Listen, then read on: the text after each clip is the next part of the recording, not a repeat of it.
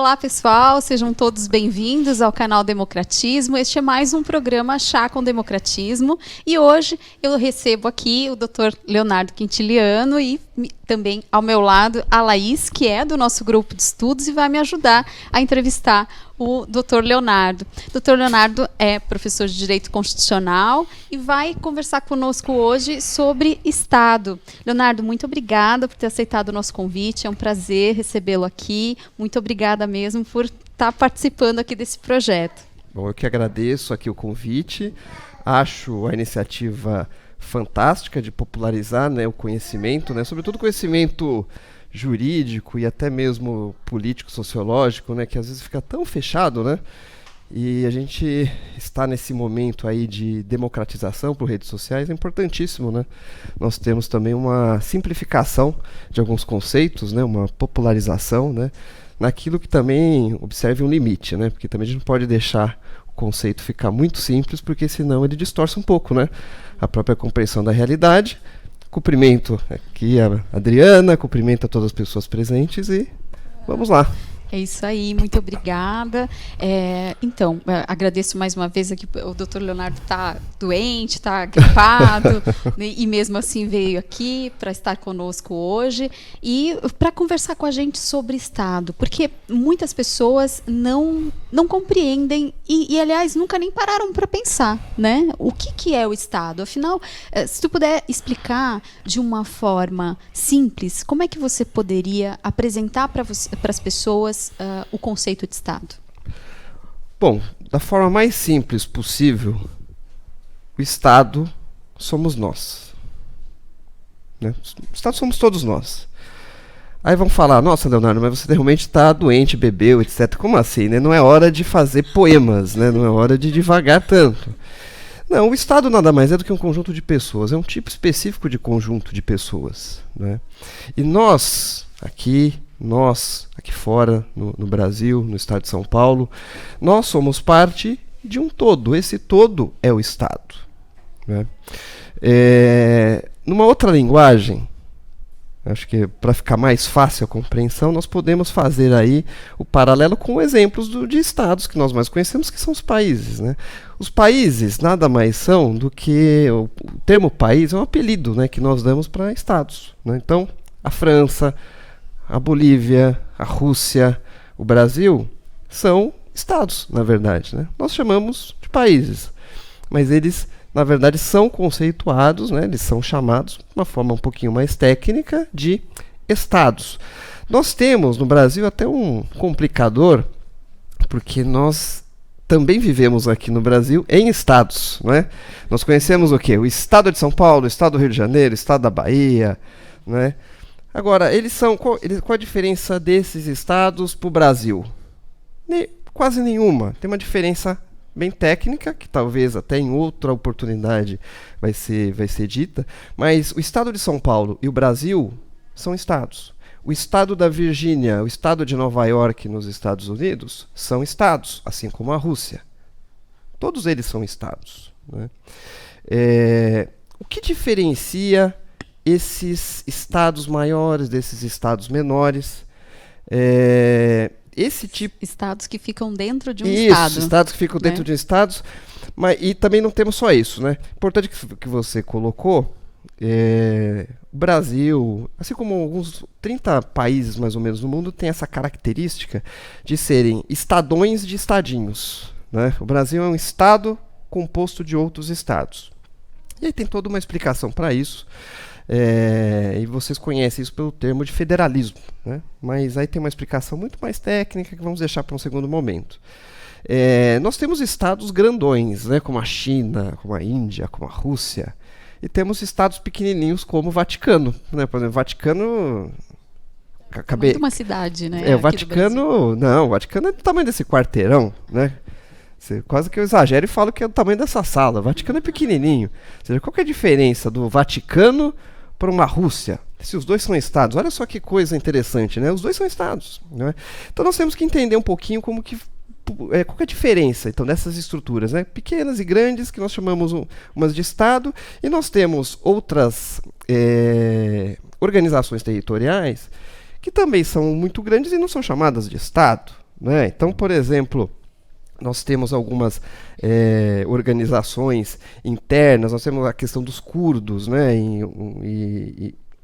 E grupos étnicos que ficam dentro de países muito grandes, na África também isso é comum, são muito maiores que o Vaticano e não são estados. Então, o que diferencia, né, um estado de outro tipo de conjunto de pessoas? Então, já complicando um pouquinho aquilo que estava muito simples, né, o estado ele nada mais é do que um conjunto de pessoas, um agrupamento humano. Ele é um tipo de sociedade que nós chamamos de sociedade política. Sociedade, o que é sociedade? Sociedade é um conjunto de pessoas, essa coletividade é um agrupamento, mas que tem algumas características, né, que separam do mero agrupamento humano. Então nós temos uma simples reunião de pessoas, que é um agrupamento humano em termos genéricos. Quando esse agrupamento humano ele apresenta algumas características, e aqui a gente pode identificar 3, que é uma finalidade comum, às vezes específica, às vezes genérica, uma sensação de pertencimento, né, a essa coletividade e a busca, né, esse pertencimento ser duradouro, né, e a submissão a um tipo de poder, a um poder social. Nós temos um tipo específico de agrupamento humano que são as sociedades. Você pode, por exemplo, estar no estádio do Corinthians, lá no Itaquerão, e aí você tem um monte de gente ali que acredito estão reunidas por um mesmo objetivo, elas têm uma finalidade ali, não é? Elas estão ali também com uma sensação de pertencimento muito grande, né? Às vezes muito maior do que a nós aqui fora, né? Ou aqui dentro. E eles também, de certa forma, estão submetidas a um poder. Nós podemos falar que dentro daquele estádio do Corinthians nós temos ali um Estado, uma sociedade, né? Vamos nem falar Estado, mas nós temos uma sociedade ali dentro. Não, e por quê? Porque não há ali uma sensação de pertencimento duradouro. Né? Olha só como os conceitos, às vezes, eles se perdem na abstração. Se vocês pegarem, às vezes, um manual de cursinho, né, vai entender o que é o Estado no manual de cursinho, isso é engraçado. Muitas vezes, para dar aula, eu me deparo com essas armadilhas. Né? A gente vai falar do Estado, você coloca ali todos esses conceitos abstratos, e aí sempre tem aquele corintiano que chega lá, né, no fundo da sala e pergunta: mas professor, então, se eu estiver lá no estádio do Corinthians, eu posso falar que nós temos uma sociedade? Porque lá também, de certa forma, nós temos então a finalidade comum, nós temos a sensação de pertencimento, e nós temos um poder que, de certa forma, não submete, até porque você tem o poder da própria organização do estádio, você tem também o poder do Estado, que ali, de certa forma, ele exerce a sua influência. Mas olha como um detalhe, que essa sensação de pertencimento duradouro e a submissão a um tipo específico de poder, que é o poder político, olha como ele muda as coisas. Então a gente não pode se perder nos conceitos. Não é? Basicamente, a articulação, né, a combinação desses 3 elementos que são essenciais para distinguir um agrupamento humano, um mero agrupamento humano de uma sociedade, vai nos dar todas as sociedades possíveis de se formar. Né? Então, dependendo do tipo de finalidade, se é uma finalidade específica, se é uma finalidade muito genérica, ou a própria finalidade em si, vai nos dizer qual é o tipo de sociedade que nós temos. Tá? Também a própria sensação de pertencimento, se voluntária ou não, pode mudar um pouco, aliás, pode mudar completamente a natureza dessa sociedade.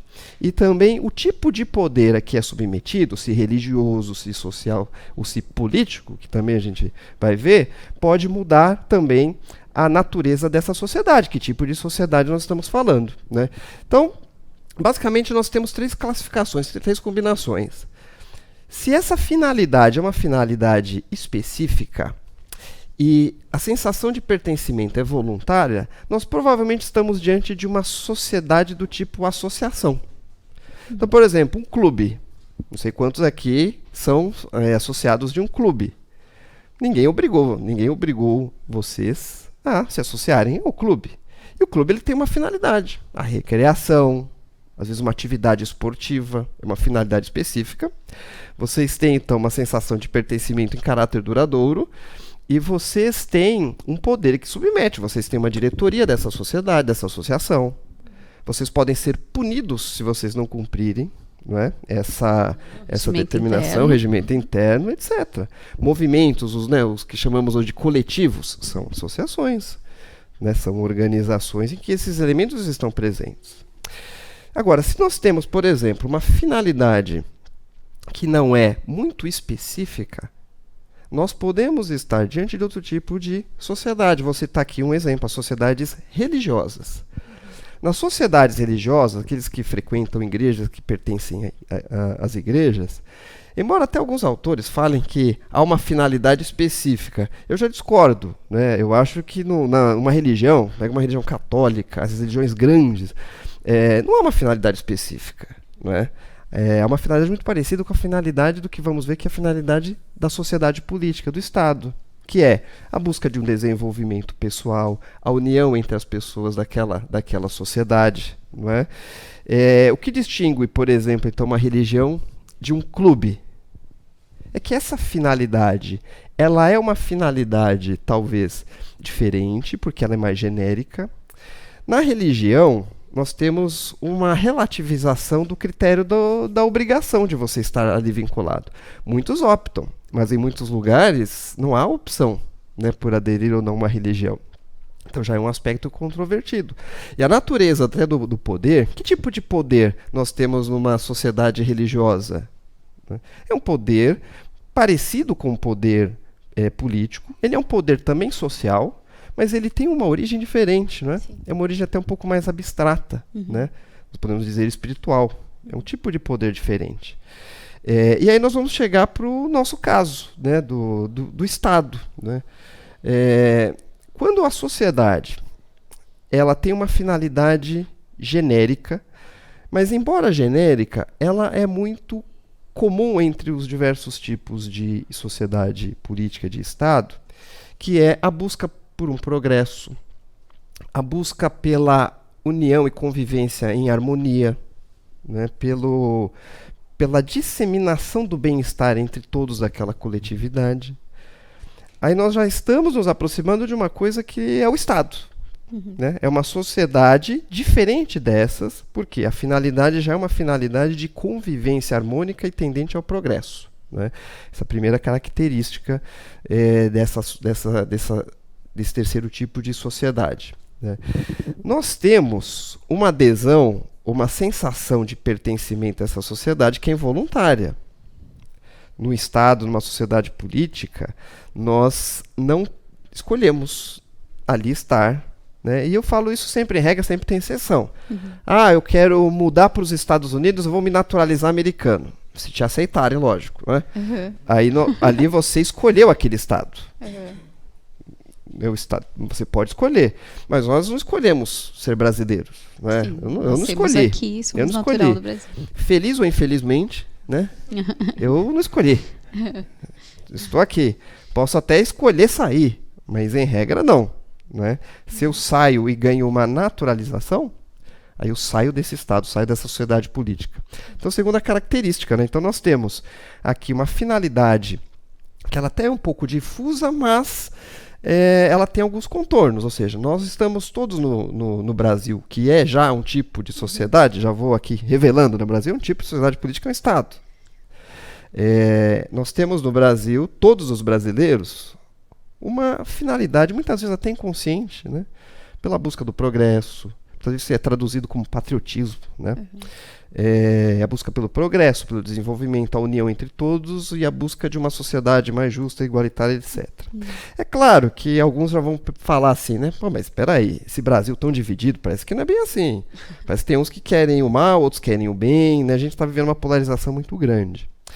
Mas muitas vezes, se olharmos bem, essa polarização é de meios. Né? Pelo menos o fim que a maioria externaliza é sempre assim, a busca por uma justiça. E é as claro, pessoas divergem do caminho pelo qual elas querem alcançar esse objetivo, mas na verdade, na cabeça de cada um, todo mundo quer a mesma coisa, né? Todo mundo quer o bem, mas quer depende qual bem. Isso, e aí vai mudar o quê? O que a pessoa acha que é certo, que é justo, que é bom, etc. Mas querem o bem.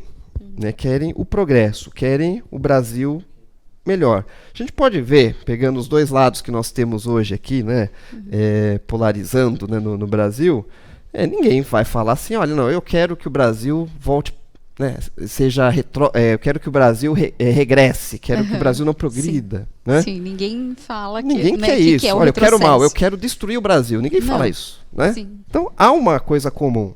Agora muda um pouco a visão. Então, há essa finalidade. A sensação de pertencimento que o brasileiro tem de forma duradoura, embora alguns queiram sair, também é característico, ou seja, todos nós somos brasileiros. Né? Ninguém questiona, eu não sou brasileiro. Né? Nós somos brasileiros, nós sabemos que estamos aqui no Brasil, que estamos nesse estado. Né? E o terceiro elemento é o poder político. Né? É o poder político. O poder político é uma forma de poder social. Poder social é aquela relação que existe dentro de pessoas que compõem o mesmo ambiente coletivo, né? Que tem um condão de imposição de condutas, de comportamentos, de regras de um indivíduo para outro. Isso é um poder social. O poder político, ele é um poder que se verifica dentro de uma estrutura de cidade. Porque o termo político vem de polis. Né? Polis. Polis, no grego, ele tinha a ideia de lugar fechado. Polis era um lugar fechado. Né? E a cidade era um lugarzão fechado. Né? Olha como as palavras elas vão ganhando, né, um sentido mais amplo. E aí aquele poder de governo que existia nessa cidade passou a se chamar de poder da polis, poder político. Né? Então, político é o que é da cidade. Né? Então, poder político é aquele poder que existe na sociedade, mas numa perspectiva de cidade, que é o lugar mais amplo de convivência das pessoas. Tá? Então, quando nós temos, então, um agrupamento humano com essas três características, nós estamos diante de uma sociedade política. Quais características? Uma finalidade genérica, mas buscando progresso, bem comum, uma sensação de pertencimento duradoura a essa sociedade. E a submissão de todos a um poder político, nós temos uma sociedade política. Temos hoje, e já existiu no passado, vários tipos de sociedades políticas. Nós temos clãs, tribos, famílias. As famílias antes eram sociedades políticas. Né? Se pegarmos aqui a história bíblica, por exemplo, de constituição dos judeus, vemos lá que tudo começou com as grandes famílias, e depois nós temos os clãs, as tribos, e aí depois surgiram as cidades. Essa é a construção, né, que foi feita das sociedades políticas. Em muitos lugares do mundo aí nós temos essas organizações. Né? E o maior tipo de sociedade política, então, que nós temos é o Estado. Né? É uma cidadona, uma cidade muito grande. Né? E é importante nós termos, então, pelo menos essa demarcação aqui na nossa cabeça. Né? O Estado, ele é um tipo de sociedade. Né? Uma sociedade muito grande. Ele é igual de certa forma, ele é igual a um clube, ele é igual a uma igreja, mas ele vai ter aí componentes a mais. Né? Vai ter elementos a mais. Né? Resumidamente, acho que é isso.